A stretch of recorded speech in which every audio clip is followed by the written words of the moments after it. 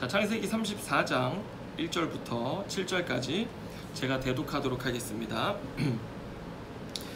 레아가 야곱에게 낳은 딸 디나가 그 땅의 딸들을 보러 나갔더니 히위 족속 중 하몰의 아들 그 땅의 추장 세겜이 그를 보고 끌어들여 강간하여 욕되게 하고 그 마음이 깊이 야곱의 딸 디나에게 연연하며 그 소녀를 사랑하여 그의 마음을 말로 위로하고 그의 아버지 하몰에게 청하여 이르되 이 소녀를 내 아내로 얻게 하여 주소서 하였더라. 야곱이 그 딸 디나를 그가 더럽혔다 함을 들었으나 자기의 아들들이 들에서 목축함으로 그들이 돌아오기까지 잠잠하였고 세겜의 아버지 하몰은 야곱에게 말하러 왔으며 야곱의 아들들은 들에서 이를 듣고 돌아와서 그들 모두가 근심하고 심히 노하였으니 이는 세겜이 야곱의 딸을 강간하여 이스라엘에게 부끄러운 일 곧 행하지 못할 일을 행하였음이더라. 아멘. 자, 오늘 이 말씀 가지고 언약을 기억하는 공동체 28번째 말씀을 함께 나누도록 하겠습니다. 자, 여러분, 오늘 우리가 읽은 본문의 말씀 안에는 아주 끔찍한 사건이 나타나 있는데요. 그런데 우리가 지난주 33장부터 이렇게 말씀을 쭉 연결해서 읽다 보면 오늘 이러한 사건이 일어나기 전에 이미 사건의 전조가 있었다라는 것을 알 수 있습니다. 자, 여러분 33장을 한번 보면 33장 지난주 야곱과 에서가 화해한 뒤에 어떤 일이 일어났는가? 에서가 이제 사랑하는 동생 야곱을 자신이 거주하는 땅인 세일 땅으로 가서 함께 살기를 원했습니다. 그래서 야곱에게 세일로 함께 가서 살자 이야기하고 같이 가기를 원했지만 야곱은 형과 함께 가기를 거절했습니다. 야곱이 댄 핑계는 이런 것이었는데 지금 자신에게는 어린 아이들이 있고 또 짐승의 새끼들이 많이 있어서 여기까지 먼 길을 왔는데 지나치게 하루만 더 몰아가도 이 짐승 새끼들이 죽을 것 같다라고 이야기하는 것입니다. 자, 그러자 에서는 야곱을 100배 배려해가지고 그러면 나는 먼저 가고 내 종 며칠 여기에 두어서 너를 보호해주고 너를 내가 사는 곳까지 인도해줄 수 있도록 해주겠다라고 이렇게까지 배려를 했는데 야곱은 그럼에도 아니다, 괜찮다, 내가 스스로 가겠다라고 하면서 오늘 우리가 읽은 성경인 이 개역 개정 성경 말고 세번역 성경을 좀 참조해보면 야곱이 뭐라고 하냐면 에서가 너그럽게 맞아주신 것만으로도 자기는 만족한다라고 이렇게 이야기하면서 오늘 우리가 읽은 성경에 보면은 뭐라고 되어 있냐면 은혜 베풀어 주신 것만으로도 만족한다 이렇게 이야기하면서 애써 사양을 합니다. 여러분, 야곱은 에서와 극적인 화해를 이루었지만 야곱의 내면에는 뭐가 있냐면 이미 이 자신의 존재 자체로부터 흘러나오는 형에 대한 두드러기 증세가 있었던 것입니다. 그래서 화해를 하게 됐든 어찌됐든 어떤 이유에서든 형하고는 좀 떨어져 있고 싶었던 것입니다. 여러분, 솔직히 우리도 인간관계를 하다 보면 갈등을 겪거나 나에게 상처 준 사람이 있으면 물론 화해하고 좋은 관계 회복할 수 있습니다. 그죠? 그렇지만 우리 안에는 뭐가 있어요? 무언가 남아있는 찌꺼기 같은 불편한 감정이 있어서 만나면 뭐 친하게 대하고 할 수 있지만 자주 만난다거나 뭐 같이 일을 한다거나 이런 일은 하지 않잖아요. 그렇죠? 예, 지금 야곱의 마음이 딱 그런 상태인 것입니다. 그런데 오늘 이런 야곱의 감정도 감정이지만 야곱은 세일로 에서가 살고 있는 세일로 가지 말아야 할 이유가 있었습니다. 뭐였어요? 이미 라반과 함께 있을 때부터 하나님이 야곱에게 어디로 가라고 말씀하셨어요? 혹시 기억나세요? 우리의 기억을 더듬어서 창세기 31장 13절로 한번 여러분 가보시면 창세기 31장 13절로 가보세요. 제가 읽어드립니다. 나는 베델의 하나님이라 내가 거기서 기둥에 기름을 붓고 내게 서원하였으니 지금 일어나 이곳을 떠나 너의 출생지로 돌아가라 하셨느니라. 자, 여러분 보세요. 주님이 가리키시고 말씀하신 곳은 장소가 어디였어요? 베델이었습니다. 예, 너 베델에서 나와 서원했던 거 지켜라 라고 하는 것이 오늘 하나님의 말씀이었습니다. 그러면 형 에서와 사는 것이 감정적인 이유 때문에 불편해서 거절했다 할지라도 야곱은 어디로 가야 했습니까? 베델로 가야 됐어요. 그런데 그래야 할 야곱이 오늘 우리가 성경을 보면 어디로 갔는지 한번 볼까요? 여러분 33장 18절을 한번 보시기 바랍니다. 33장 18절. 자, 제가 읽습니다. 야곱이 밧단 아람에서부터 평안히 가나안 땅 세겜 성읍에 이르러 그 성읍 앞에 장막을 쳤다. 이렇게 말합니다. 어디로 갔어요? 세겜으로 갔어요. 여러분, 당시 이 세겜은 굉장히 잘 발전된 도시 문화를 가진 성읍이었다고 합니다. 그런데 야곱이 이 세겜 성읍 근처에 장막을 짓고, 이 장막이 짐승들을 위한 장막이에요. 그리고 그곳의 이름을 뭐라고 했냐면 숫곳이라고 했어요. 이 숫곳이라고 하는 말 자체가 장막이라는 뜻이에요. 그리고 세겜 땅 근처에 살기 시작했는데 이 짐승들의 우리간을 짓고 거기에 정착하기로 아예 작정한 것입니다.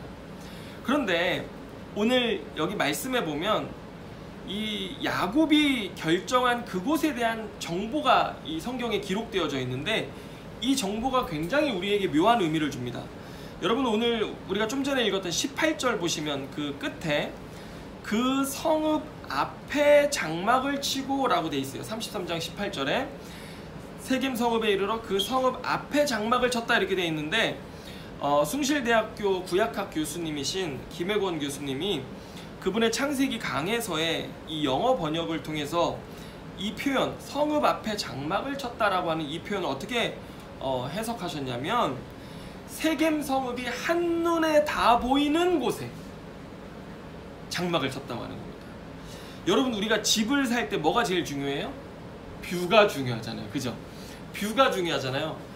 그런데 뷰가 아주 좋고 멋진 곳이 있으면 집값도 더 비싸잖아요. 그죠? 그런데 오늘 이 야곱이 지금 어디에 장막을 쳤냐면요, 세겜 성읍이 그 발전한 도시 문화가 아주 창궐해 있는 세겜 성이 그냥 눈앞에 한눈에 보이는 그곳에 장막을 친 겁니다. 그리고 나서 이제 적극적으로 자신의 일들을 진행하기 시작하는데, 지금 야곱이요, 한번 33장 19절을 볼까요? 누굴 만났는지 한번 보세요. 33장 19절에 자, 보면 19절을 읽습니다. 그가 장막을 친 밭을 세겜의 아버지 하몰의 아들들의 손에서 베크시타에 샀으며 라고 이야기합니다. 자, 보면 지금 누구와 이 거래를 합니까? 세겜의 아버지 하몰의 아들들의 손에서 샀다라고 이야기하는 거예요. 예, 세겜성의 사람들을 만나서 거래해서 그 땅을 샀다고 하는 것입니다. 지금 야곱은 이곳이 하나님이 가라고 하신 곳이에요, 아니에요? 아니죠. 그런데 하나님 말씀하신 곳이 아닌데 자기 눈에 보기에 옳고 좋은 곳에, 마치 그 아브라함을 떠나서 소돔성을 택했던 롯과 같이요, 자기 눈에 보기에 좋은 곳을 따라 정착한 것입니다. 그리고 거기서 그 땅 사람들하고 거래를 해요. 그러면서 땅을 사는데, 여러분 여기에 보면 베크시타라고 이렇게 돼 있잖아요. 이게 크시타가 이 화폐 단위거든요. 그런데 학자들도 이 단위가 정확하게 어느 정도의 무게를 얘기하는 건지 아직 밝혀지지 않았다고 합니다. 하지만 여러분, 성경에서 이렇게 정확한 액수가 기록될 때 그것은 무엇을 의미하냐면 거래 영수증을 이야기합니다. 그러니까 다시는 이 땅에 대해서 소유권을 저들이 주장할 수 없도록 확실하게 땅이 양도되었다라고 하는 권리증이나 마찬가지인 거예요. 그러니까 지금 야곱은 어떤 일을 저지르고 있는 거예요? 하나님이 말씀하신 것도 아닌데 자기 눈에 보기에 좋은데 가서 그 땅을 거래해가지고 사서 거기에 정착해서 살기 시작했다라고 하는 것입니다. 그런데 오늘 이와 같은 야곱의 거래가 오늘 우리가 읽었던 34장에 야곱의 딸 디나가 위험천만한 세겜 나들이를 가능하게 하는 문을 열어준 겁니다. 그리고 거기서 디나는 인생에 겪지 말아야 할 큰 아픔을 겪게 되었고요. 바로 오늘 34장의 중심 사건인 세겜에게 욕보임을 당하게 되는 일을 겪게 되는 것입니다. 여러분, 오늘 주님께서 이 말씀을 통해서 우리에게 어떤 말씀을 주십니까? 우리가 인생 길을 가는 동안에 주님께서 우리에게 말씀하신 자리에 내가 서 있어야 된다라고 하는 것을 주님이 깨닫게 하시는데요. 오늘 야곱은 자기 눈에 보기에 좋은 대로 갔다는 것입니다. 택하여 갔습니다. 그리고 거기서 자신이 있어서는 안 되는 곳임에도 불구하고 그 땅을 거래하고 정착하는 것을 우리가 보는데, 여러분 요한일서 2장 16절 말씀을 보면요, 이런 말씀이 있습니다. 이는 세상에 있는 모든 것이 육신의 정욕과 안목의 정욕과 이생의 자랑이니 다 아버지께로부터 온 것이 아니요 세상으로부터 온 것이라, 이렇게 말씀합니다. 여러분 여기 보세요. 육신의 정욕, 이거 뭐예요? 내 욕심이죠. 안목의 정욕, 내 눈에 보기에 좋은 것이죠. 이생의 자랑, 뭐예요? 남들에게 자랑할 만한 것, 쫓아가는 길은 어떤 길이라고 해요? 다 아버지께로부터 온 것이 아니에요. 어디서 온 것입니까? 세상으로부터 온 것이다. 여러분, 성경은 이렇게 하나님으로부터 온 것과 세상으로부터 온 것을 구별할 수 있는 지혜를 우리에게 분명하게 주는 줄 믿으시길 바랍니다. 그런데 오늘 야곱의 선택은 세상으로부터 온 자신의 가치를 따라 결정한 것입니다. 여러분, 심지어 또 어떤 일이 일어나는 줄 아십니까? 33장 20절을 한번 보세요. 여러분, 33장 20절 한번 같이 읽어볼까요? 자, 20절 같이 읽습니다. 시작. 거기에 제단을 쌓고 그 이름을 엘엘로헤 이스라엘이라 불렀더라. 여러분, 야곱은요 심지어 그 땅에서 하나님을 위해서 제단을 쌓고 예배를 드려요. 예배를 드리면서도 거기가 자신이 있으면 안 된다라는 것을 지금 깨닫고 있어요? 못 깨닫고 있어요? 못 깨닫습니다. 여러분, 제단을 쌓는다는 것, 이거 굉장한 헌신이지 않습니까? 그리고 그 굉장한 헌신을 주님 앞에 드리는 그 삶 속에서도 어떤 일이 있어요? 복음에 합당한 삶의 가치가 무엇인지 모를 수 있다는 것을 성경은 우리에게 가르쳐주고 있는 것입니다. 여러분, 예배와 헌신과 삶이 따로 놀 수 있다는 것을 성경은 오늘 우리에게 보여주고 있는데, 여러분 왜 그랬을까? 도대체 야곱이 지금 우리가 보면 32장에서 어떤 일이 있었어요? 주님과 씨름했잖아요. 그래서 이름이 야곱, 속이는 자에서 이스라엘, 하나님과 겨루어 싸워 이기는 자라고 하는 하나님의 도움으로 사는 인생으로 변화되어졌어요. 그런데 갑자기 어떻게 이렇게 잘못된 선택을 할 수 있었을까? 그 이유가 있습니다. 왜 그랬냐면 야곱이 그동안 너무나 힘든 인생을 살았기 때문입니다. 자, 보세요. 그동안 야곱이 힘든 인생으로 여기까지 걸어왔는데 이제 형 에서와의 문제도 해결됐죠. 땅에 돌아왔죠. 그러니까 뭐가 있어요? 삶에 안정감이 생기기 시작한 것입니다. 그리고 라반으로부터 얻어온 많은 재물, 하나님이 주신 재물도 있죠. 사랑하는 아내와 자녀들도 있죠. 그 다음에 삶의 거친 문제들이 다 해결됐기 때문에 이거 얼마 만에 누리는 평안함입니까? 야곱의 인생 속에 얼마 만에 누리는 평안함인지 몰라요. 그런데 바로 그 순간에 야곱은 뭘 따라갔어요? 자기 눈에 보이는 것을 따라서 세상으로 갔던 것입니다. 여러분, 오늘 우리의 인생 속에 언제가 가장 위험한 때인가? 삶의 안정이 찾아올 때, 그때가 가장 위험한 때입니다. 아멘입니까? 저는 제 인생을 봤을 때 저는 지금이 제일 가장 위험한 때라고 생각합니다. 저는 제 인생에 있어서 말씀을 준비하면서 이 말씀이 꼭 저에게 주시는 말씀인 것 같아요. 제가 보면 제 인생을 보면요, 20살 때부터 30살 때까지는 신학교 다니면서 또 선교단체 사역을 하면서 끊임없이 하나님에 대해서 배우고 경험하는 훈련의 시간이었어요. 예.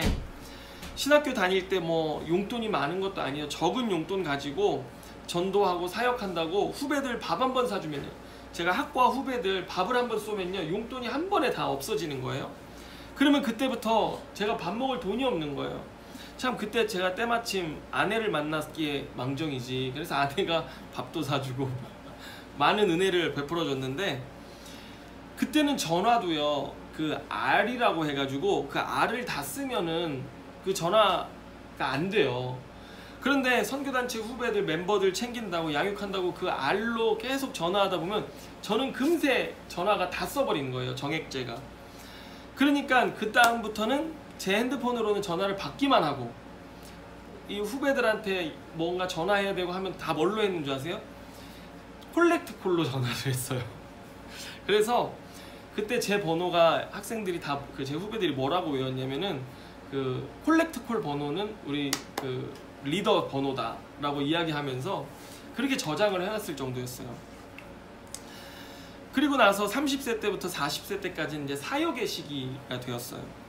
아내와 함께 중국 선교사의 꿈을 꾸면서, 그때는 뭐 정말 젊음을 들여서 하나님 나라와 선교를 위해 산다고 선교단체 사역하는데 후원에 의존해서 살았어요. 그래서 한 달 동안 후원자들을 개발하고 사람들이 후원해주는 금액 뭐 이게 들쑥날쑥 하잖아요, 후원이. 그리고 또 전도사 사역하면서 받은 페이와 그 후원 사역금으로 결혼해서 애도 키우고, 그렇게 살다 보니까 인생이 늘 마이너스예요. 살면 살수록 빚만 늘어나는 삶인 거예요. 그리고 그렇게 이제 30대, 40대, 30대 후반까지 시간을 보내다가 선교단체 사역을 마칠 때쯤 이 교회를 개척하게 됐어요. 이 교회를 개척하게 되면서 또 아내도 카페를 열게 되고, 또 저도 이제 선교단체 사역을 마치고 교회를 개척하다 보니 학원 영어 강사로 일하기 시작하면서 처음으로 인생에 안정기가 찾아왔어요. 여러분, 그런데 지금이 제일 위험한 때입니까, 아닙니까? 그죠? 집도 있고 차도 있고 누가 보기에 남부럽지 않게 안정된 삶을 지금 딱 누리는 이 시점, 오늘 이 말씀에 비춰보면 누가 제일 위험합니까? 제가 제일 위험하더라고요. 오늘 목사님 저 힘들어요, 저 정말 너무 사는 게 어려워요, 이렇게 고백하는 여러분들은요 위험한 때가 아닙니다. 여러분들은 오히려 은혜의 시기를 보내고 있는 거예요. 여러분, 이스라엘 백성들도 언제 타락했는 줄 아십니까? 광야 시절 때요. 물론 그때도 문제가 있었지만 이스라엘 백성들이 결정적으로 타락하게 된 사건은 가나안 땅 정착하고부터였어요. 하나님을 의존해서 광야에 불기둥 구름기둥을 쫓아 살아갈 때에는 먹을 것이 없고 마실 것이 없고 입을 것이 없어도 주님이 다 공급해 주시는 그런 은혜를 살았거든요. 그런데 가나안 땅에 딱 정착하고 농경 문화로 접어들면서 이스라엘 백성들이 타락하기 시작했어요. 안정감. 여러분, 삶에 고난과 어려움이 있을 때는 은혜의 시기라는 것을 기억하시길 바랍니다. 그러나 고난이 사라질 때, 평안이 찾아올 때, 여러분, 우린 그때 다시 뭐 해야 되는 줄 아십니까? 광야로 들어가는 훈련을 해야 합니다. 실제로 예레미야서를 보면요, 예레미야서 2장 2절에 주님이 이스라엘 백성들을 향해서 이렇게 고백하세요. 세번역 성경으로 제가 읽어드리면, 너는 가서 예루살렘 사람들이 들을 수 있게 이렇게 외쳐라. 나 주가 말한다. 너가 젊은 시절 얼마나 나에게 성실하였는지, 내가 신부 시절에 얼마나 나를 사랑했는지, 저 광야에서 씨를 뿌리지 못하는 저 땅에서 내가 나를 어떻게 따랐는지 나는 잘 기억하고 있다. 지금 성경에 주님이 예언자 예레미야를 통해서 이스라엘 백성들에게 뭐 추억하고 계시는 거예요? 야, 우리 광야에 있을 때 너 정말 나에게 얼마나 성실했는지, 너 정말 얼마나 나를 사랑했는지, 그리고 나를 그 광야에서 어떻게 따라왔는지, 그때의 그 경험, 하나님께서 이스라엘 백성들에게 다시 그때로 돌아가기를 원한다라고 말씀하시는 거예요. 여러분, 고난이 있을 때가 주님과 가장 깊은 관계를 누리는 때임을 믿으시길 바랍니다. 여러분의 인생에 어려움이 있기 때문에 이 정도 믿음을 지켜갈 수 있는 것도 틀린 말이 아니에요. 그런데 오늘 야곱은요, 인생의 가장 위험한 시기에 서 있었던 것이죠. 바로 그때. 그리고 그때 큰 사건이 터집니다. 디나가 그 세겜 땅 통치자 세겜에게, 이 세겜이 다스리기 때문에 그 땅 이름이 세겜이었습니다. 세겜에게 욕보임을 당한 거예요. 여러분, 사실 오늘 세겜이 디나를 욕보인 이 사건은 단순하게 남녀간의 치정 문제가 아닙니다.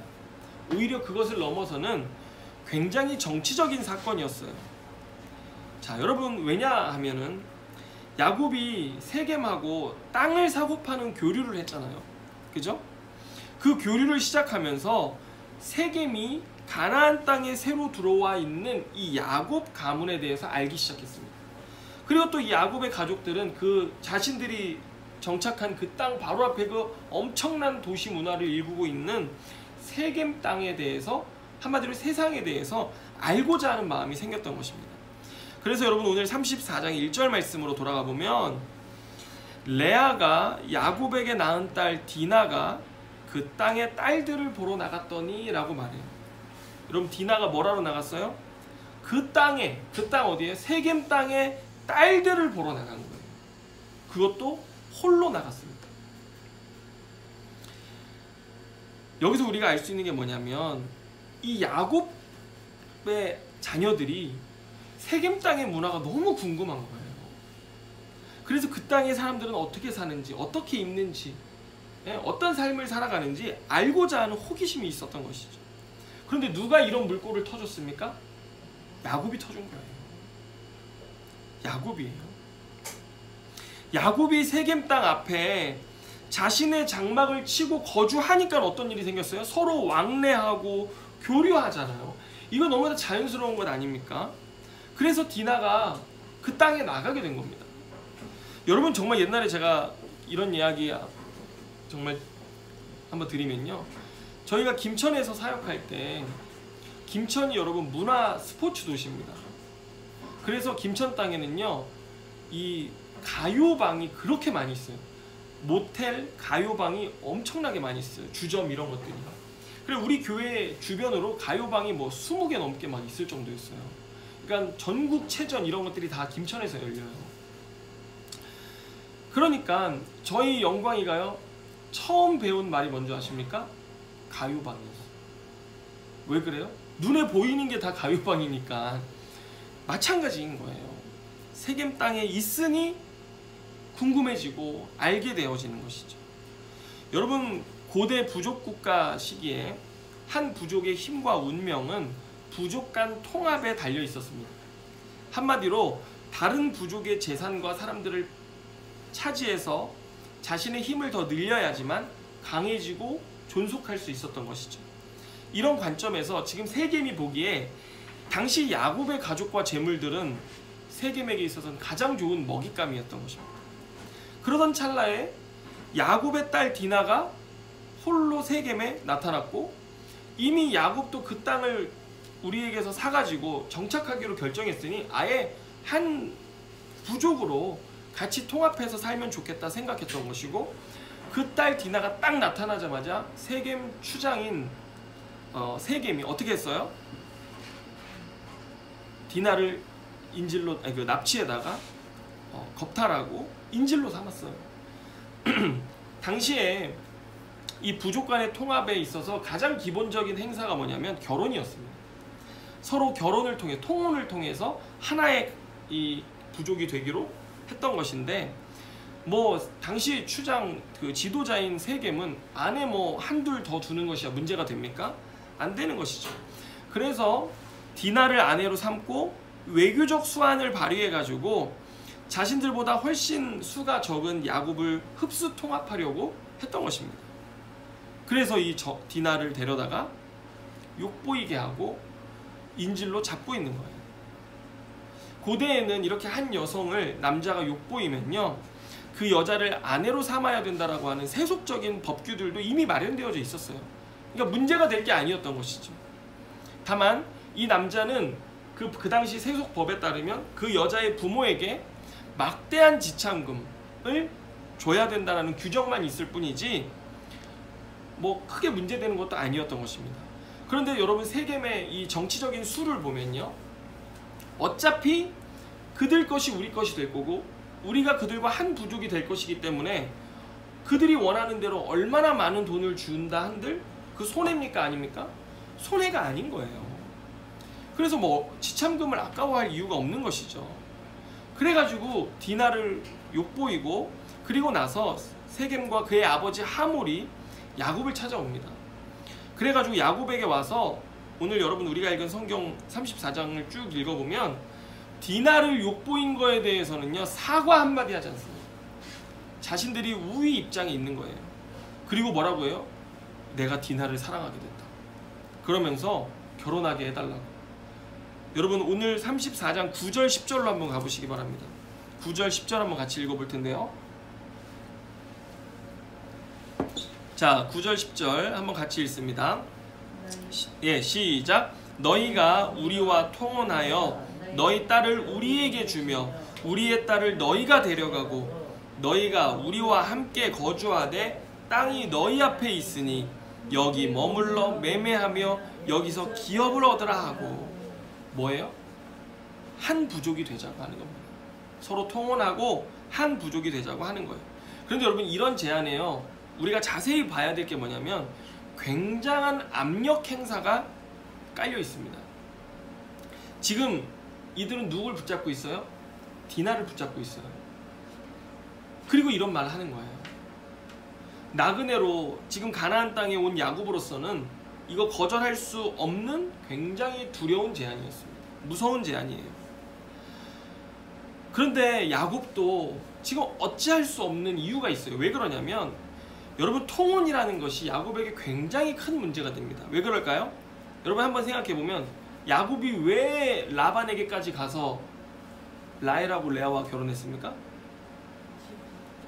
네, 형 에서가 가나안 여자들하고 자꾸 통혼해서 섞이는 거예요. 근데 언약을 따르는 그 하나님의 백성들, 뭐 아브라함의 그 언약 이후로 이 언약을 따르는 하나님의 후손들은요 절대 가나안 땅 사람들하고 통혼을 해서는 안 됩니다. 왜요?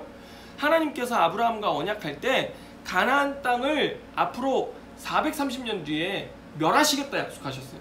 그들의 죄가 관영함을 보시고 주님이 멸하시겠다고 하셨는데 에서가 막 그 땅 여자랑 결혼하니까 그 언약의 계승자들인 이삭과 리브가는 야곱마저 그렇게 될까봐 자기 친족에게로 보내서 결혼시킨 거잖아요. 그런데 그렇게 가정을 꾸려가지고 왔는데 도리어 지금 디나 사건 때문에 이 부족 간의 통합이 이루어지게 생긴 거예요. 그러니까 야곱이 그거 할 수 있습니까? 없습니까? 없죠. 그래서 거절하자니 두려운 거예요. 그렇다고 두려워서 따르자니 언약이 문제가 되는 거예요. 그래서 잘못해서 섞였다가는 도리어 자기가 하나님의 심판의 대상이 된다는 것을 잘 알고 있었던 것입니다. 그런데 여러분 너무나 우리의 속이 정말 안타까운 것은 뭐냐면 이렇게 긴박한 상황 속에 야곱의 반응이요. 여러분 한번 5절 보실까요? 5절 말씀 한번 보세요. 5절 말씀 보면 야곱이 그 딸 디나를 그가 더럽혔다 함을 들었으나 자기의 아들들이 들에서 목축함으로 그들이 돌아오기까지 잠잠하였고 라고 말합니다. 야곱이 들었는데 뭐하고 있어요? 잠잠하고 있어요. 이것은 야곱이 뭔가 어떻게 해결해야 될지 심사숙고해가지고 잠잠한 게 아닙니다. 여러분 야곱 하면 그의 아주 대표적인 습성 뭐예요? 두려워서 뒤로 물러나는 겁니다.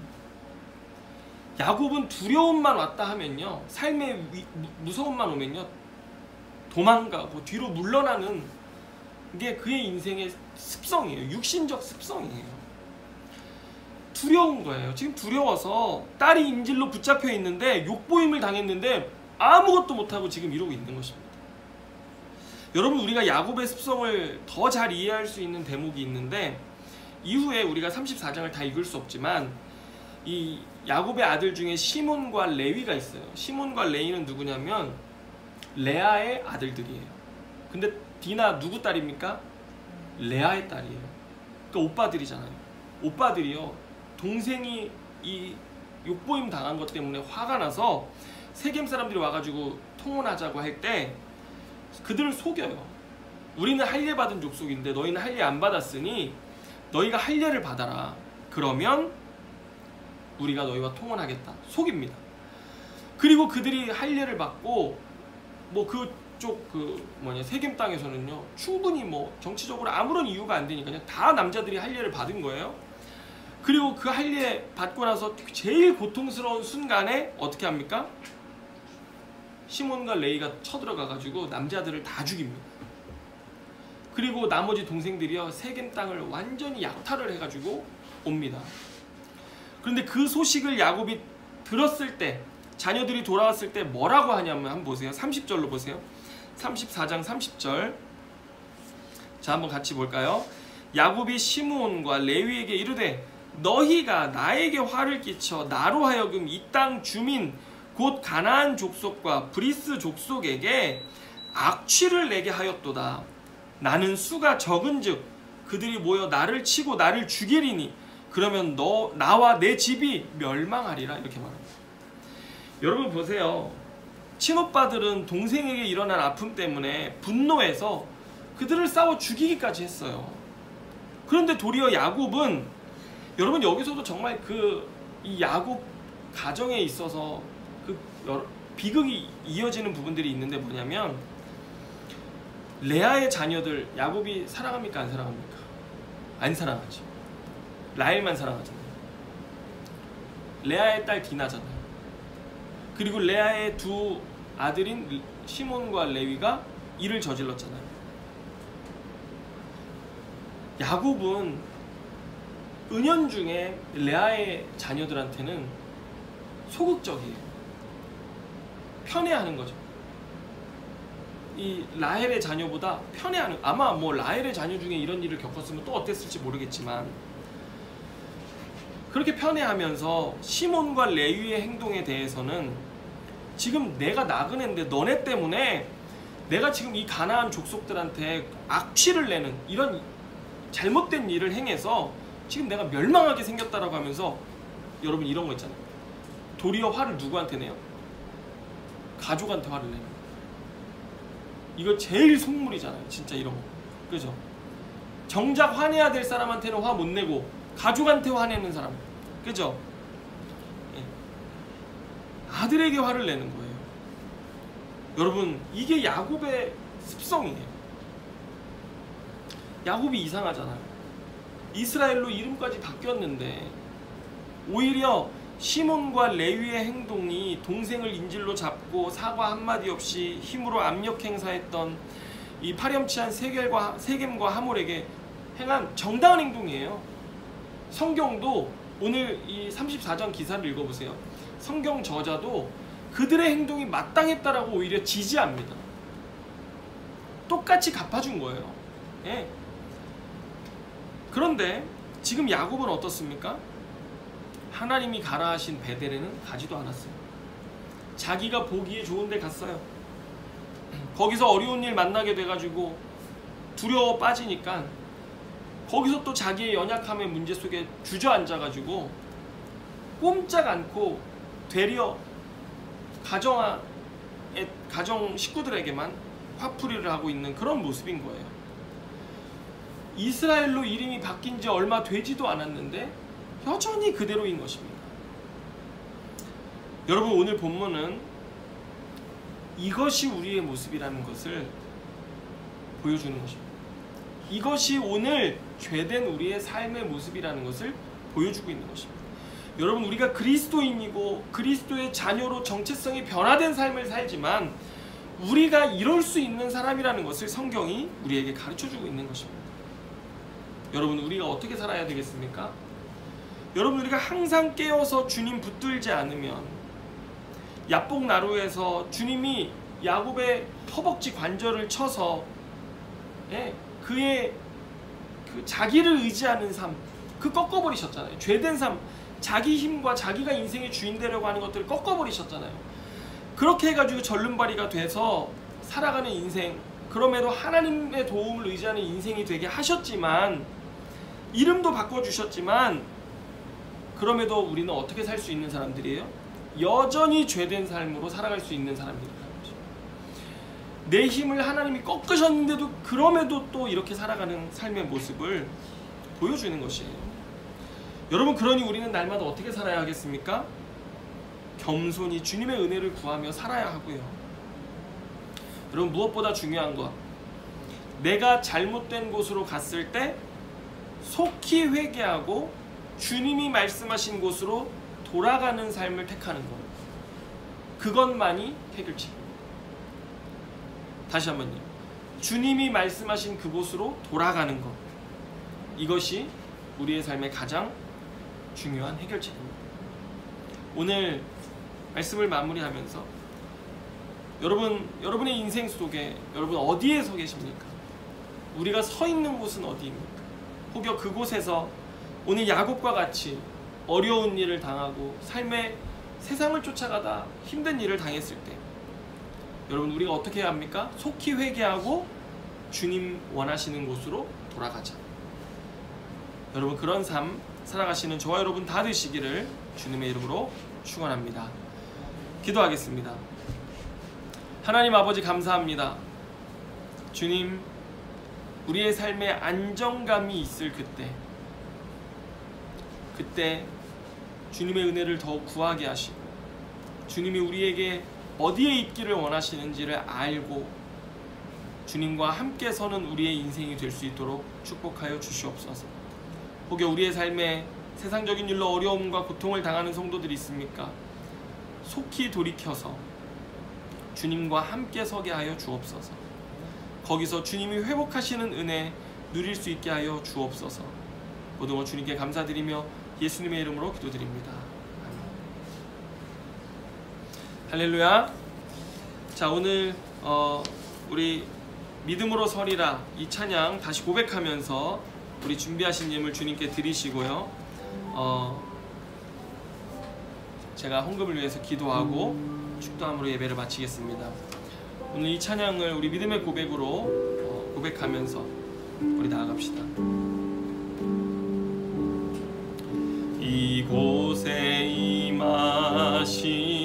하나님 나라, 가난한 마음으로 바라보리라. 먼저 그 나라 그 뜻 구하면 나의 삶 드리리.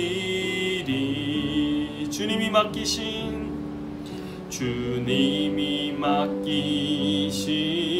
하나님 나라, 믿음의 눈으로 바라보리라. 하늘의 뜻이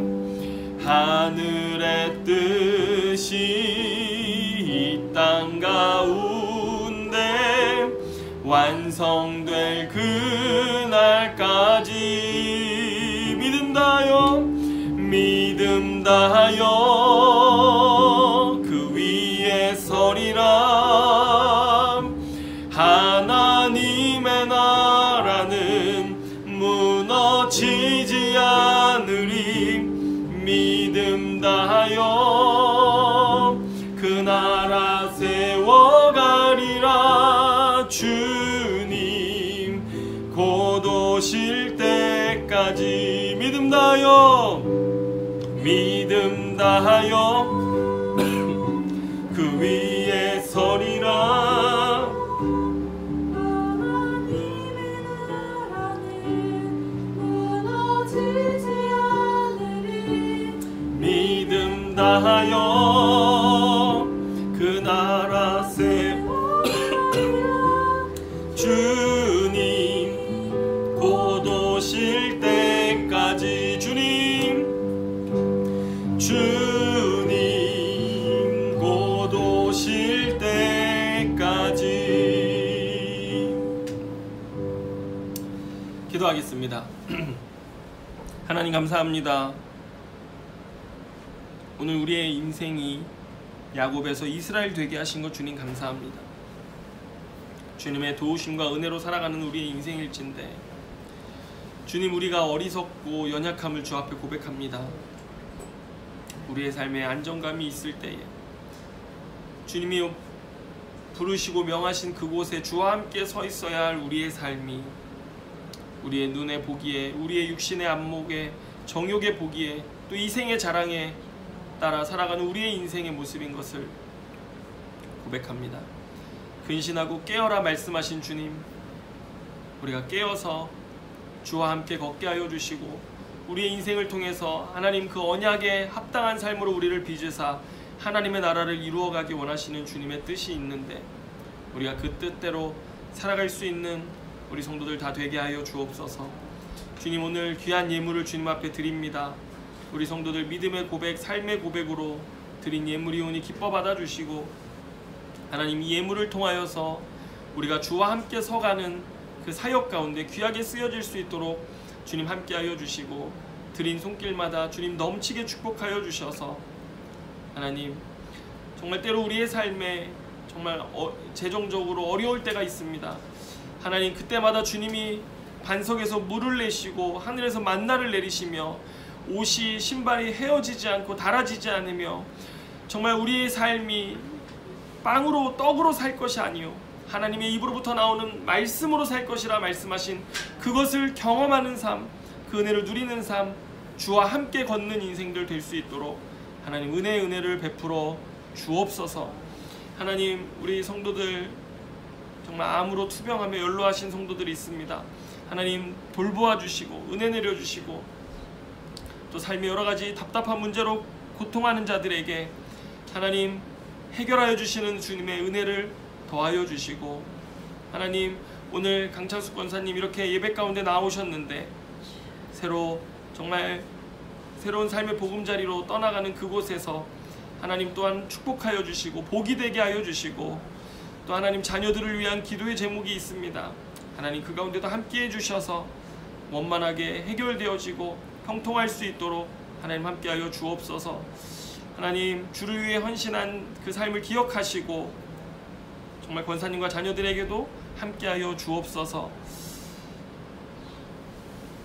이제는 우리 주 예수 그리스도의 은혜와 하나님의 극진하신 사랑하심과 성령께서 우리의 삶을 붙들어 주시는 그 은혜가 오늘 주님이 원하시는 그곳에 주와 함께 서기를 결단하는 성도들 머리머리 위에 이제로부터 영원토록 함께하여 주시기를 간절히 축원하옵나이다. 아멘.